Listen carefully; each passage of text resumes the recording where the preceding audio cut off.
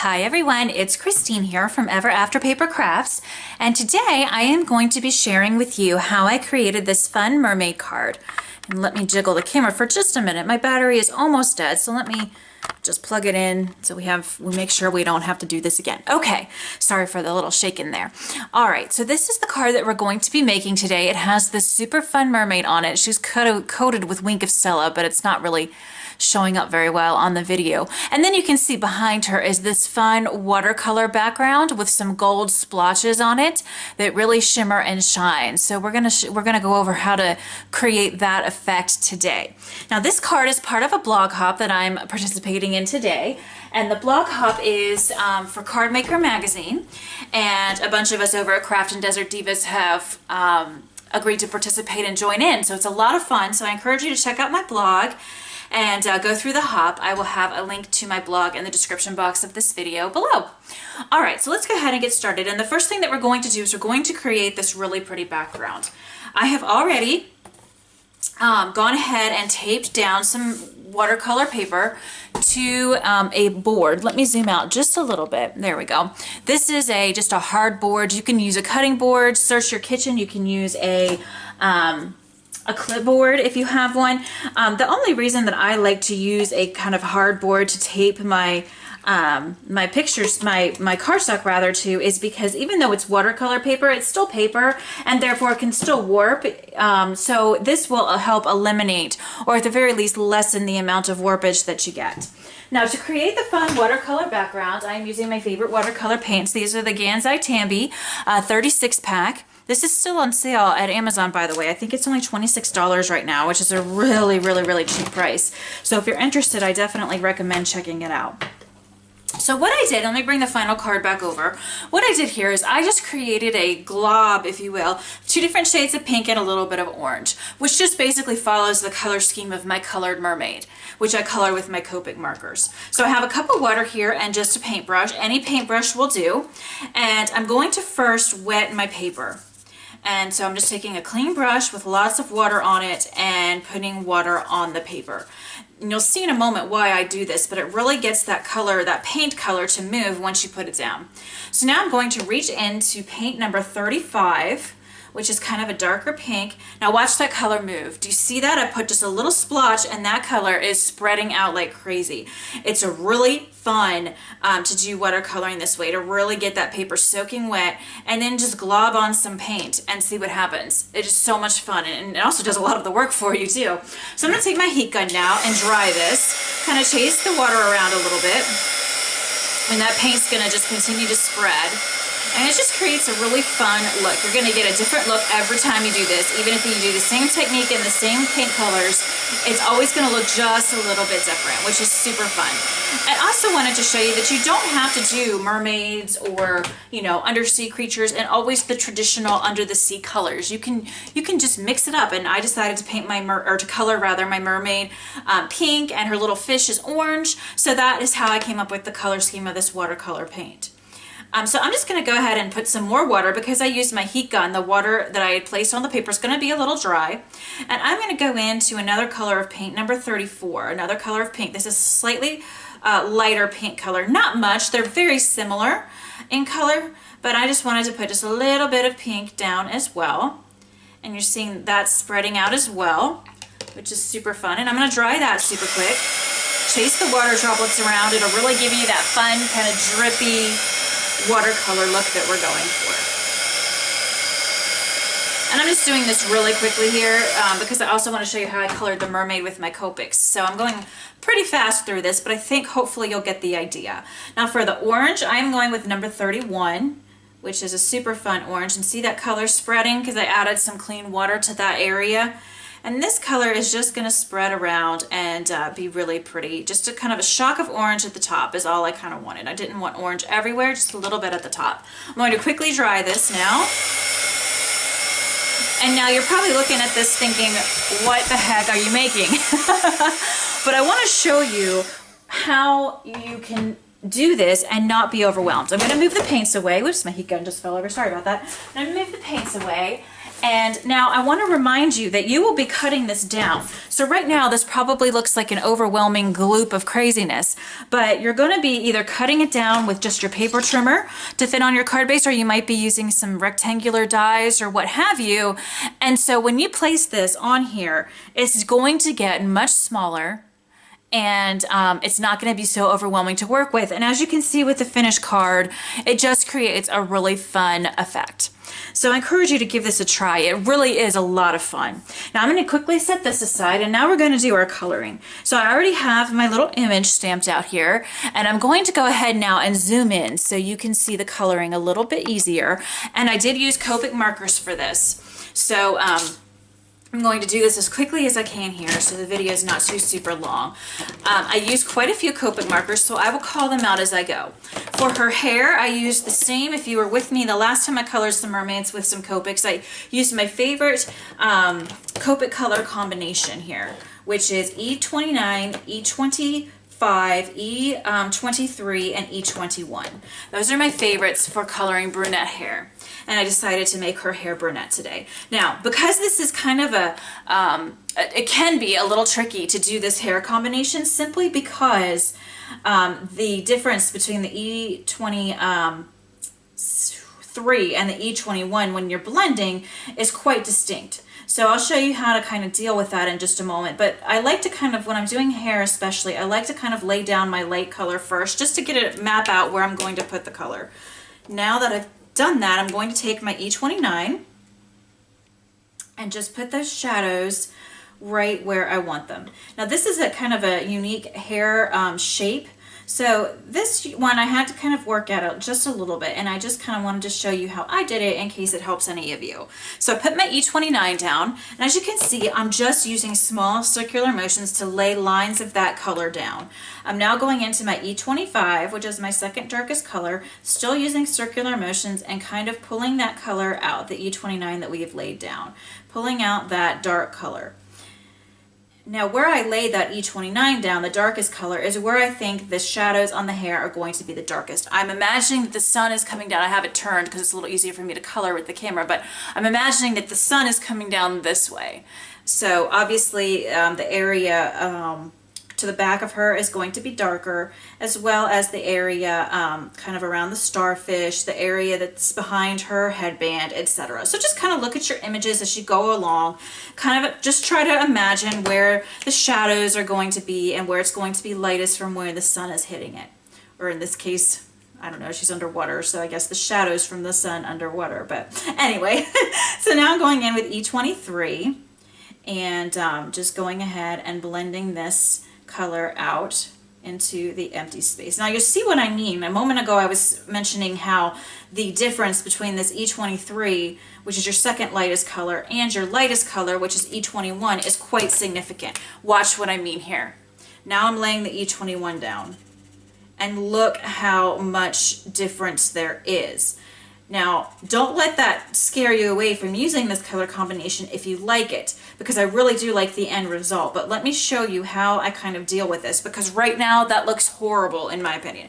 So I take my cap back off of my E23, I take my E21 marker, and I simply rub it up against the E23. So I'm rubbing the E21 up against the E23 tip of the marker. So it's kind of called a tip-to-tip technique. And I get kind of a new color by doing that. And that's going to help bridge the gap, if you will, between those two colors. So it's easier and blends nicer. So you don't have kind of those harsh lines on your project, because nobody likes those harsh lines. By the way, when I color with Copics, I do use Copic Express cardstock. It blends the best for me. However, I know a lot of people use Nina Solar White and have a lot of success with that as well. So those are the two that I would recommend. And I've used Nina myself and definitely have good results with that. I just find that the Copic Express is a little bit easier for me to work with. So just kind of play. I would just suggest playing with one or both of those and find what you like the best. Okay, so now we have a much better blended than before, since we added that color with the tip-to-tip technique. I just kind of go in and do a last ditch blending effort with my E21 now, and we have our head of hair. So I'm going to go ahead and put these markers away and get back out the E29 because we have a little bit of hair in front of her headband as well. So we're gonna go ahead and color this one now. This is a little bit more easily shaped for us, so this one shouldn't be as difficult to map out. So I didn't put the E21 down first. So that was the E29. Going back in now with the E25. And then we're going to use the E23 and then finally the E21, and we'll have to do that tip to tip again in just a moment because again the differences in these colors is so extreme that it just does not look good. Even with this expensive Copic paper, it just doesn't blend that well. So I'm going to do the tip to tip technique again and use that to help blend this out so it blends together much better. All right, there we go, much better. Now I'm doing this very quickly, but there'll be pictures of my finished card on my blog that will show you kind of what the finished product looks like. So don't worry, you know, if you can't really see too well in the video or I'm going too fast. You'll be able to go back and look at things on my blog if you like to, you know, later once everything is posted. So now I'm going to go ahead and color her tail, and I am using the R80 series. I'm using R85, R89, R83, R81, and RV10. And I add that RV10 because it really does create a very nice, very light shade at the end to kind of bring everything together. Now when I'm doing my pinks, I always put my R85 down first, then my R29. I've just found that this works better for me because I can get that R89 to blend better if I have a little bit of color down first. So that's why I do that, but you could just start with the darkest, the R89, if you wanted to. So now I'm going to come back in with my R85 and blend this R89 out like so. And this really gives you a pretty pink. This is absolutely by far my favorite Copic pink. Now I'm going to use R83, and I'm just going in circular motions, pulling this color out into the white spaces. Okay, now I'm going to use R81, which is my lightest of the R80 series. And we're going to continue to blend this color out, just going in circular motions to fill in the white space.